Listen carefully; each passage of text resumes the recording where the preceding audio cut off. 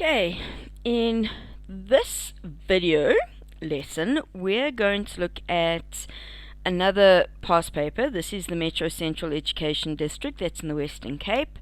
Their prelim paper, paper 1 from 2020. This is my take on the memo. It's not the official memo at all. And it's Newton's laws again. And it is also got a question with Newton's law of universal gravitation. It's quite a long question, which is unusual. It's normally split up, but it doesn't matter. It's still got everything we need to know from grade 11 that you need to pull through to your grade 12 work, okay? And it's all grade 11. So they tell us 2 blocks of mass A of mass 15. So here's A, and I'm just gonna put in here that this is the oopsie, that's not useful. Let's use that one rather. So this is the 15 kilogram in case you can't see it properly, and B of unknown mass. Now that may or may not be important later on, but it's an unknown, so we've got to keep it in the back of our minds. They're connected by a light, inextensible, inelastic string. That just means the string's not going to stretch, it's going to stay the size it is, and it's going to have no effect on my calculations. A force of magnitude 120 newtons is applied to block A at an angle of 30. So we've got a force that's at an angle. That's important. As soon as something's at an angle, I know I'm going to need the components. So I need to remind myself that there's a horizontal component and there's a vertical component to the 120. Then they tell me that the coefficient of friction for the surface is 0.2. That tells me that there is kinetic friction for both of these. They will not have the same value kinetic friction because they have different masses, or at least they may have different masses. They don't actually tell us for B, so it might end up being 15. I don't know.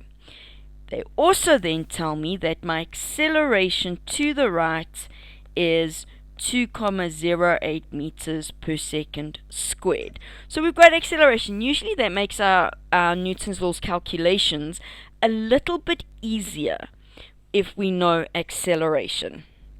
Alright, and that's mu k. First question, and hopefully the more papers you do, the more you realize this is very typical of what they ask, is they want you to state Newton's law of second law of motion in words. So, when a resultant force acts on an object, the object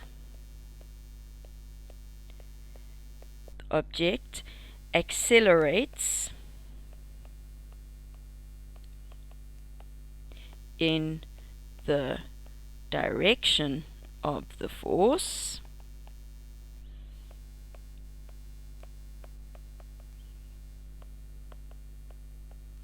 alright, it's a very long sentence, probably not the best English, but this is what they want you to learn, with an acceleration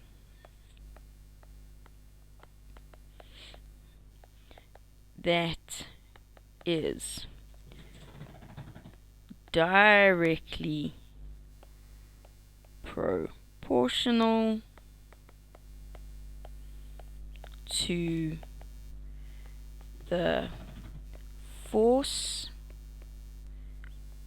acting on the object and inversely proportional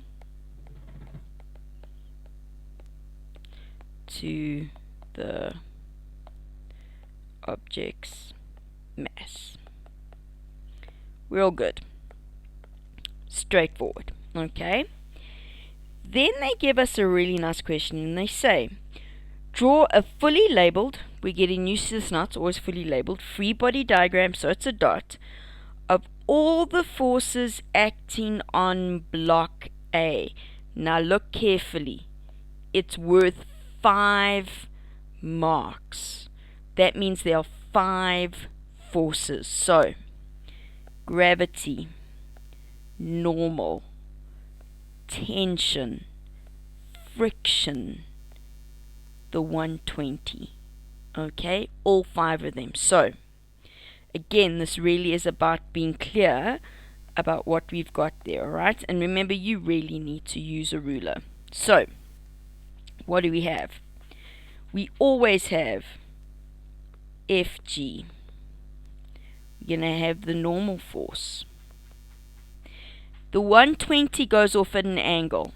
So there's my force. There's tension. And there's my friction. Now we have to label it. Now here you need to be careful. F, you can't say applied force. All forces are applied forces. You have to be specific as to what this applied force is. So you can tell me it's the pulling force. Okay? It's a pulling force. Why? Because I'm pulling it at an angle. Fn is the normal. Ft is tension. Fk is friction. And Fg is gravity. Don't put the components, don't put the horizontal and vertical components on this. It's not necessary. We're going to use those components later. Okay? Now they give you an interesting question, and here you got to listen to me very carefully, because they say show that the frictional force experienced by block A while accelerating is 17,9 newtons. Okay? You must prove the 17,9. And you are going to be very tempted at this point to go, ooh, I'm going to need to use F net equals MA and do my 2 blocks. But there's a problem. I have an unknown. Plus, if I go F net equals MA, yes, I know A, but I don't know tension. There's a much, much simpler way to do this. Okay, remember, you know mu k. You also know this is given to you on your information sheet. So, I know mu. The question now is, what is Fn? What is my normal force? So if we look at my object, and I recognize that the force is going up at an angle, my normal force goes in this direction, and Fg goes in this direction. What's important from my force at an angle is that I have a horizontal component, and I have a vertical component. So if I take that away, and I'm going to replace it with Vf over there, okay, and I remember that my object's not moving vertically, it is moving horizontally. That means my upward forces must be equal to my downward forces. So if I take Fv, and I add it to Fn, it's going to give me Fg because they're equal. They're just in opposite directions. That means that my normal force is Fg minus my vertical component. How do I get the vertical component? Well, if I remember, there's Vf, there's Vfh, there's F. That angle is 30 degrees. Okay, so they give us 30. Vertical is sine. In other words, this will be Fg minus F sine theta. Now, yes, I can work that out separately. I'm actually going to do it in the equation. Alright, I'm going to turn this equation around to make my life a little bit easier. Actually, no, I'm not. I'm going to leave it as it is. So mu k is Fk, and this would be Fg minus F sine theta. Alright, mu k is, what did we say? It's 0,2. I want Fk. Fg, the mass was 15 kilograms. So this is 15 times 9,8 minus 120 times sine theta, which is 30. Right? So to get Fk, I'm going to go 0,2 times 15 times 9,8 minus 120 times sine 30. Alright, and that gives me 17,4. I have to get 17,4. That's what they told me the answer was. If you don't get 17,4, don't stop doing the question. Okay? They told you needed to get 17,4, so you can use 17,4 in the next question. Because now they want the tension between the string and block A. Well, for block A, I know what Fk is now. I can work out the horizontal component. I want tension, and I know the acceleration. They've actually made my life very easy here, because 2.1.4 F net equals, sorry about that, MA. It's going to be my horizontal component minus the tension minus the friction we've just worked out times MA. The horizontal component is F cos theta. I'm just showing you all the equations to make it easier. So this is 120 times cos 30 minus tension minus 17,4, which is equal to 15 times 2,08, and when you do all the maths, you get 11,4 newtons. Okay, you don't have to show me all the maths, that's not important, we don't care about it. We just want to see your final answer. Okay, obviously, if you've made an error with Fk and you don't realize that you needed to use the 17,4, they may pull it down, they may not, because they told you what the 17,4 was supposed to be. As I said, if you don't get it, assume that it's 17,4 and move on. Hopefully you also see now that the fact that they didn't give you the mass of B doesn't actually matter. It's irrelevant. It's not something that you needed. Okay? Still part of this question is now going to the Newton's laws question, gravitation. And they say, consider a satellite with a mass of 1,200 kilograms. Alright, that's good. Orbiting the Earth. The distance between the center of the satellite and the surface of the Earth is 36,000 kilometers. Can't work in kilometers. I need to times by 10 to the 3 or times by 10 times by 1,000. Okay? So I'm just actually going to do this. And times by 10 to the 3. The only reason why I do that is because there's lots of noughts now. And if I put lots of noughts in and I forget a nought or add a nought, it just becomes a nightmare. Great. First thing, state Newton's law of universal gravitation in words. This is another definition that I see very, very badly answered. So pay attention. So this is there we go, 2.2.1. Every particle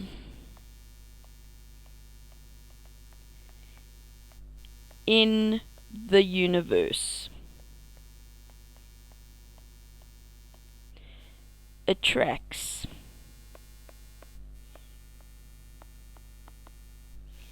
every other particle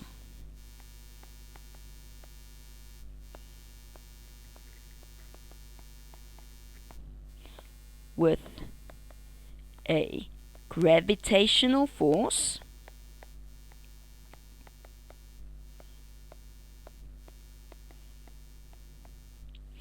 which is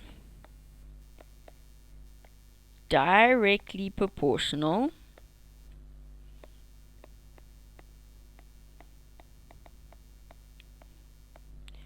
to the product of their masses and inversely proportional to the square of the distance between their centers. Please don't forget between their centers. We're looking at very big objects, so between their centers is really, really, really, really important. So that was nice. Now they say calculate the magnitude, so direction's not important, though this would be attraction, of the force that the Earth exerts on the satellite. So because we know we're looking at Newton's law of gravitation, it's F equals to G m1 m2 over r squared. So we happily go along and we go, well, G is 6,67 times 10 to the minus 11. The satellite, they told us, was 1,200. And then you hit a snag because you go, but they didn't tell us the mass of the Earth. I know they didn't, but it is a constant that's on your information sheet, 5,98 times 10 to the 24. We have our nice big 36,000 times 10 to the 3 squared. Don't forget the squared. And we get 369,32 newtons. Really not so bad. Now we get to the fun question. How will the force that the satellite exerts on the Earth compare to the answer in 2.2.2? Well, we wanted that the magnitude of the force that the Earth exerts on the satellite, satellites on the Earth, Newton's third law. Alright? Third law. Whoopsie, one of the options was equal to, not same as. They have to be the same. Otherwise, one of them moves anyway because the satellite has a much smaller mass. But they are the same. It's Newton's third law. When object A exerts a force on object B exerts exactly the same magnitude force on object A, but in the opposite direction, equal to. Nice easy marks, and hopefully that helps.